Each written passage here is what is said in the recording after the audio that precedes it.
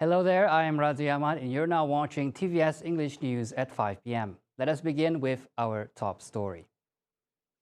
At least 130 people are dead and 180 more injured after chaos and violence erupted late on Saturday following an Indonesian League soccer match between two of the nation's biggest teams. Supporters of Arema FC and rival Persebaya Surabaya clash after home team Arema FC was defeated 3-2 at a match in the city of Malang in East Java. Supporters from the losing team had invaded the pitch and police fired tear gas, triggering a stampede that led to cases of suffocation. East Jaya Police Chief Nico Afinta said during a press conference following the event.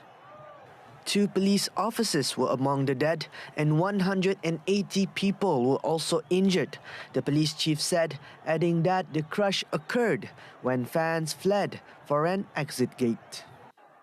Videos filmed from the inside of the stadium late into the night and shared on social media showed fans dressed in red and blue storming the field and clashing with the Indonesian security forces who appeared to be wearing riot gear.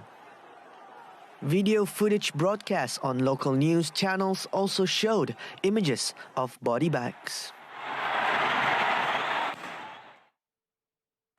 The State Cabinet has agreed to the formation of the BETONG Division Development Agency or BDDA during its meeting on Thursday. Deputy Premier Dato' Ahmad Douglas Uga Embas said the agency was formally named as the BETONG Integrated Development Agency or BIDA. Now, according to him, BDDA comprises of Layar, Bukit Saban, Krian, Kalaka, Saribas, Beting Maro, Kabong, and part of the Lingga state constituencies.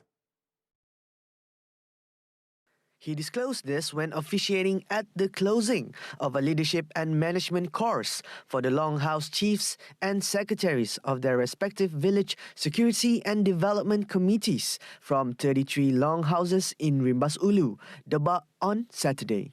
Uga, who is also Bukit Saban assemblyman, said that like other similar regional development agencies in the state, Premier of Sarawak Datuk Patinggi Tan Sri Abang Johari Tun Openg had allocated 1.5 billion ringgit to BDDA.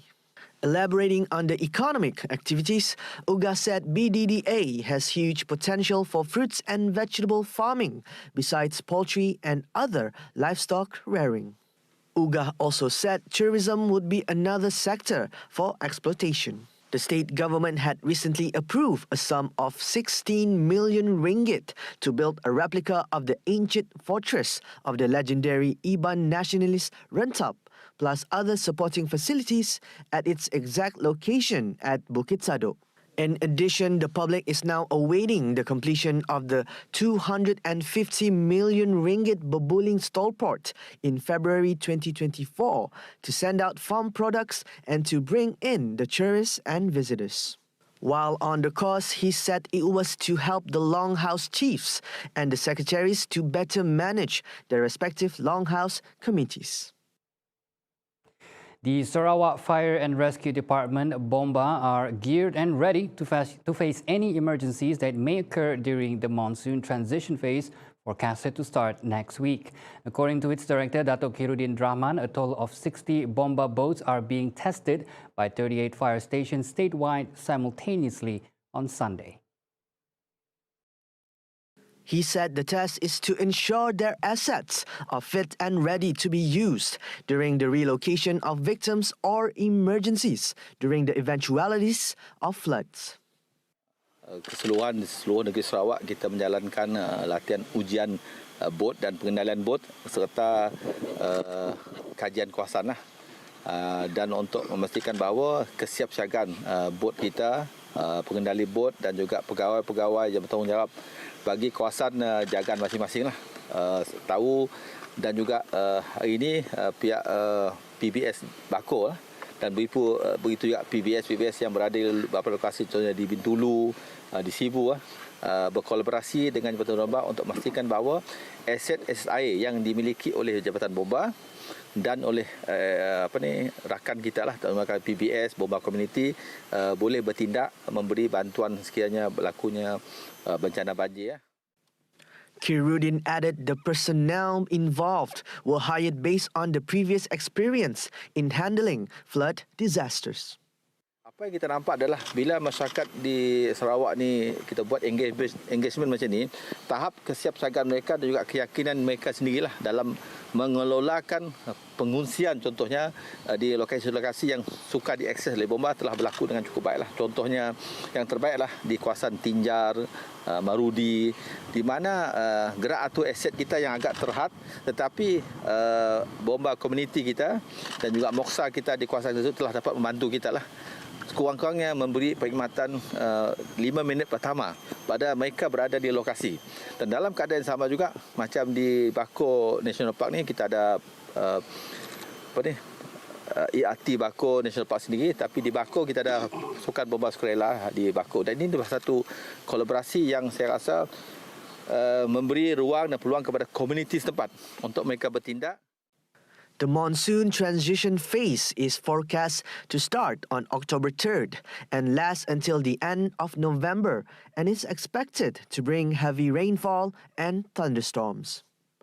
Bomba Sarawak has identified 310 flood hotspots in the state, with 73 in Sibu Division, 52 in Seri Aman, 42 in Kuching, 40 each in Samarahan and Miri, 32 in Bintulu, and 31 in Limbang.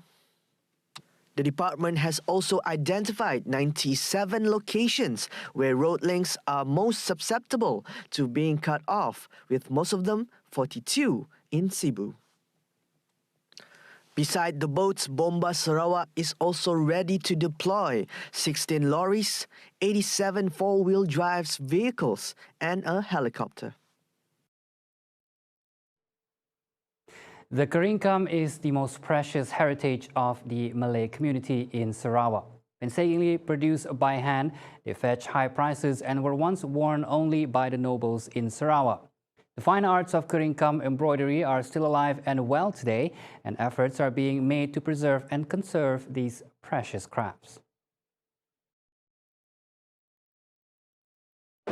Culture and heritage reflect and shape values and aspirations, thereby defining community identity. It is important to preserve our cultural heritage because it keeps our integrity as a community. However, there is a risk that this cultural heritage could die out or disappear. That is why we need to safeguard it and manage a heritage that is constantly changing and part of a living culture. So as to keep alive, tangible cultural heritage must remain relevant to a culture that can be regularly practiced and learned within communities and between generations. With unique designs and motifs which have interesting names such as chicken feet, mountain, irrigation canals, Caesar lace, beans, creeping plants, flowers, orchids, and geometric patterns such as crowns, KERINGKAMs have also become precious heirlooms for many Sarawakian Malay families that have managed to pass on these treasures from one generation to another. Contohnya di Sarawak, selayar KERINGKAM itu telah menjadi simbol orang Melayu Sarawak. Itulah uniknya tekstil Sarawak Melayu ini, sebab ia menjadi satu refleksi kepada budaya komuniti Melayu itu sendiri. The making of this textile is an ongoing activity that is inherited from one generation to the next. Not only is it significant due to heritage or possible economic value, but also because they create a certain emotion within us that reflects various meaning and also way of life. For centuries, KERINGKAM has stood the test of time, being the crown of elegance and beauty for Sarawakian Malay women. It is not just a head covering, it is a symbol of social status, culture, history, traditions, religion, heritage, and more. Thus, the art of KERINGKAM and the skills of KERINGKAM making must be preserved, expanded, and promoted among the youth of today.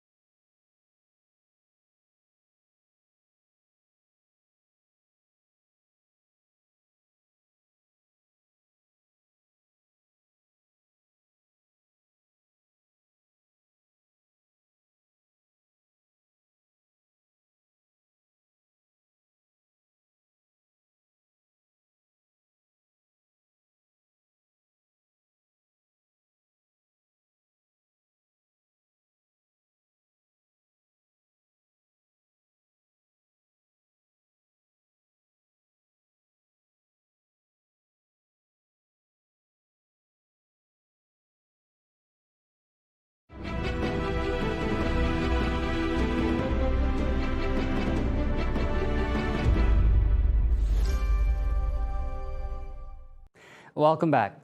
Parti Pribumi Bersatu Malaysia Bersatu wants the leadership of UMNO to think of the people's interests before making any decision to dissolve the parliament for the 15th general election or GE15.